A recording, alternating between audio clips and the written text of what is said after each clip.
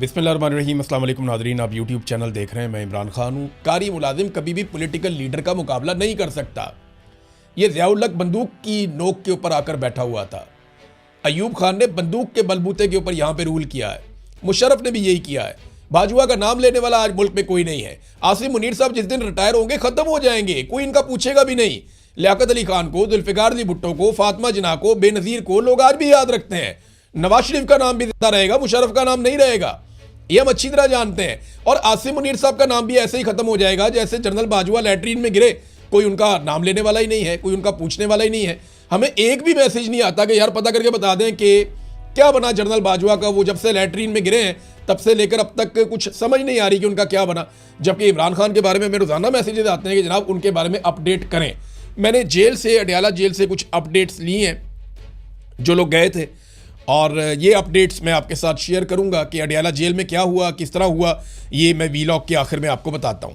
अब आ जाए कि डोनाल्ड ट्रंप ने किस तरीके से ये सारा मौका ज़ाया कर दिया डायलॉग्स का, और इस वक्त डोनाल्ड ट्रंप खित्ते में क्या कर रहा है। देखें, ईरान ने सीज़ फायर की हद तक, यानी जब तक सीज़ फायर का टाइम है तब तक आबनाए हुर्मुज़ को खोलने का ऐलान कर दिया था, मगर डोनाल्ड ट्रंप ने कुछ ऐसी हरकतें की जिनके बाद ये सारा कुछ दोबारा का टाइम में बढ़ गया।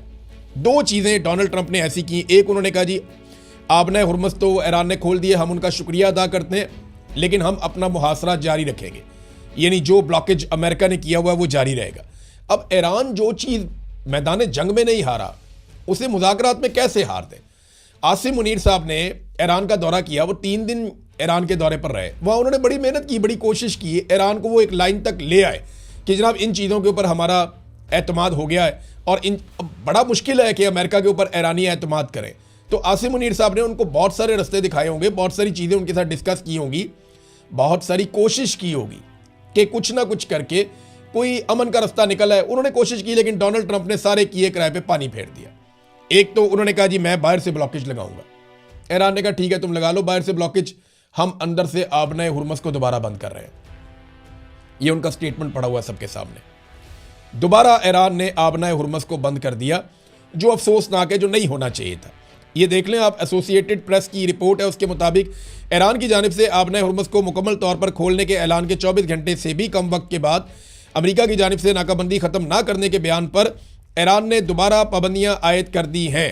ईरान की मुश्तरका फ़ौजी कमांड ने दर्ज झेल बयान जारी किया है। आबनाए हुर्मुज़ का कंट्रोल अपनी साबका हालत पर वापस आ गया है, जो मुसल्लह अफवाज की सख्त निगरानी और कंट्रोल में रहेगा। और उसके बाद वहाँ पे जहाज़ तितर बितर हो रहे थे, यानी ये कन्फ्यूजन फैल गया अब जाना किधर को है। जो जहाज़ आबनाए हुर्मुज़ से नहीं गुजरे थे वो वापस मुड़ गए, जो इधर निकल गए थे वो इधर निकल गए, और एक खलबली मच गई जहाज़ों के अंदर कि ये क्या हो गया। डोनाल्ड ट्रंप ने सिर्फ ये साबित करने के लिए कि मैंने ताकत के बलबूते के ऊपर आबनाए हुर्मुज़ को खुलवाया है और ये मेरी एक जंगी फतह है, जो मेज़ के ऊपर एक कामयाबी मिली थी, और ये पाकिस्तान की इसमें बड़ी मेहनत थी। जो कामयाबी पाकिस्तान ने बड़ी मुश्किल से हासिल की थी टेबल के ऊपर, वो डोनाल्ड ट्रंप ने बढ़के मार के ज़ाया कर दी। और लेकिन पाकिस्तान की सिचुएशन ऐसी ना, पाकिस्तान अमेरिका को कुछ कह भी नहीं सकता। तो इसके बाद जनाब डोनाल्ड ट्रंप ने जो दूसरी एक अजीबोगरीब बात कर दी, और ये बात करके मुझे लगता है डोनाल्ड ट्रंप ने अपने पाँव पे कुल्हाड़ा मार दिया कि यूरेनियम को हम अमेरिका में ले आएंगे। ईरान ने कहा हमारे लिए यूरेनियम उतनी ही मुकद्दस है जितनी हमारी सरजमीन, तो हम तो नहीं दे रहे। अब इस तरह का स्टेटमेंट देने के बाद अगर ईरान अपनी यूरेनियम अमेरिका के हवाले कर देता है तो ये ईरान को थोड़ी मुश्किल पेश आएगी। यानी जितनी उन्होंने पोजीशन ले ली है, इस पोजीशन से पीछे हटना एक ऐसे मुल्क के लिए जिन्होंने शानदार लड़ाई लड़ी हो, वो बड़ा मुश्किल है। हाँ, ये ज़रूर हो सकता था कि ईरान कोई ऐसी निगरानी में दे देता यूरेनियम कि वो ईरान के अंदर ही मौजूद रहती और उसकी निगरानी होती रहती, और जो बाकी साइंटिस्ट हैं या IAEA का इदारा है उसके मैकेनिज़्म के तहत यूरेनियम के ऊपर नज़र रखने का एक पूरा प्रोसीजर बन जाता। तो ये तो हो सकता था, इसका कोई ना कोई हल माजी में भी यही हो रहा था, ये आइंदा भी हो सकता था, और डोनाल्ड ट्रंप इसको अपनी कामयाबी भी करार दे सकता था। लेकिन डोनाल्ड ट्रंप ने गलती ये की कि डोनाल्ड ट्रंप ने कहा कि जनाब ये यूरेनियम तो मैं लेकर आऊँगा अमेरिका में, और ये भी कह दिया कि ईरान इसके ऊपर राज़ी हो गया है, और बीच में $20 अरब की एक बात भी आ गई। तो अब ये कह के डोनाल्ड ट्रंप फिर फंस गए, क्योंकि अब यूरेनियम अमेरिका में नहीं आती तो अमेरिकन उसको एक नाकामी समझेंगे, और यूरेनियम का डोनाल्ड ट्रंप के सामने हाजिर होना ये एक वॉर ट्रॉफी है जो डोनाल्ड ट्रंप लेना चाहेगा। अभी एक और स्टेटमेंट डोनाल्ड ट्रंप ने दिया है कि अगर ये यूरेनियम इस तरीके से नहीं आएगी तो फिर बहुत बुरे तरीके से आएगी, लेकिन हमारे पास आएगी। अब एक और सख्त स्टेटमेंट दे दिया। वैसे डोनाल्ड ट्रंप के बयानात को ज़्यादा लोग सीरियस लेते नहीं हैं, लेकिन ट्रंप ने एक और धमकी लगाई है कि शायद मैं जंगबंदी में तोसी ना करूं, चुनाचा आपके पास नाकाबंदी है और बदकिस्मती से हमें दोबारा बम गिराना शुरू करना पड़ेंगे। ट्रंप ने कहा जी हम दोबारा बम गिराएंगे। ईरान ने भी इसका जवाब दिया। ये जो आयतुल्ला मुश्तबा खामनाई हैं, नए सुप्रीम लीडर ईरान के, उनका भी स्टेटमेंट आया। उन्होंने कहा ईरानी बहरिया दुश्मनों को नई और तल्ख शिकस्त देने के लिए मुकम्मल तैयार है। ईरान की बहरिया दुश्मनों को शिकस्त देगी। ईरानी फौज दीगर मुसल्लह फौज के रुफका के शाना बशाना खड़ी है और दो बड़ी फौजों से लड़ रही है। ईरानी फौज ने इनकी कमज़ोरी और ज़िल्लत को दुनिया के सामने बेनकाब कर दिया है। इस्लामी जमहूरिया ईरान की फ़ौज बहादुरी से अपनी ज़मीन, समंदर और परचम का दिफा कर रही है।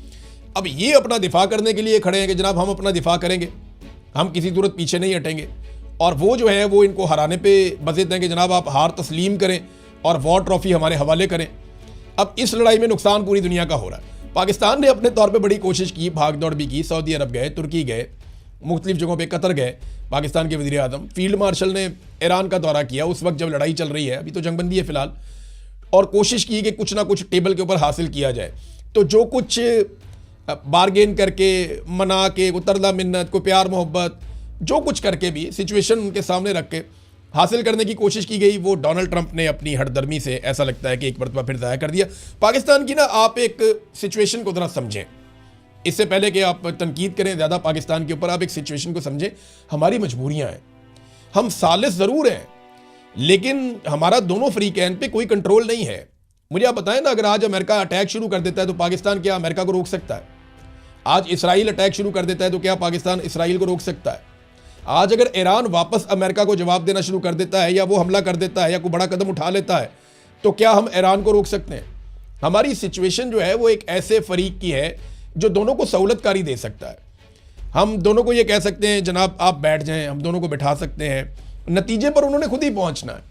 और इस वक्त दोनों को जो है वो फेस सेविंग की ज़रूरत है, ख़ासतौर पे अमेरिका को। अब अमेरिका जिस तरह की फेस सेविंग चाहता है, या डोनाल्ड ट्रंप को जिस तरह की फेस सेविंग चाहिए, वो अगर ईरान देता है तो ईरान के लिए वो एक बहुत बड़ी प्रॉब्लम है, क्योंकि उन्होंने अपना सुप्रीम लीडर आयतुल्ला अली खामनाई शहीद करवाया, उन्होंने अपना आर्मी चीफ, उन्होंने अपने बहुत सारे साइंटिस्ट, उन्होंने अपने बहुत सारे सियासतदान, अली लारजानी आपके सामने कितना मकबूल आदमी था ईरान के अंदर, ये सारे उन्होंने शहीद करवाए। और उनके वहाँ पे छोटी छोटी मिनाब स्कूल की बच्चियाँ शहीद हुई इस लड़ाई में, तो उनके लिए भी प्रॉब्लम बहुत बड़ा है। तो ये लॉक लगा रहेगा। यहाँ पे ना डोनाल्ड ट्रंप को कुछ थोड़ी सी लचक दिखानी पड़ेगी, लेकिन आपको ना नियतों पे भी नज़र रखनी पड़ती है ऐसे माहौल में, क्योंकि रशिया ने एक वार्निंग जारी की है। मॉस्को ने खबरदार किया। किस चीज़ से खबरदार किया ये ज़रा आप देख लें।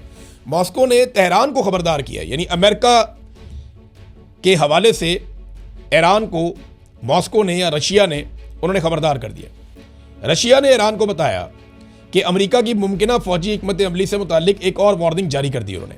जो दावा है वो ये है कि पेंटागन खित्ते में अपनी फौजी मौजूदगी तेज़ी से बढ़ा रहा है, जिसमें हज़ारों एहलकार, फ़िज़ाई असासे और बहरी जंगी जहाज़ शामिल हैं। इस खित्ते के अंदर अमेरिका लगातार अपनी फौजी ताकत को बढ़ाता चला जा रहा है। इस सारी नकलो हरकत का वक्त खित्ते में बढ़ती हुई कशीदगी और जंगबंदी की मुद्दत के खात्मे के साथ जुड़ा हुआ है, जिससे सूरत-ए-हाल मज़ीद हसास हो गई है। ट्रंप ने यह कहा भी है कि हो सकता है कि वो जंगबंदी में तोसी ना करे।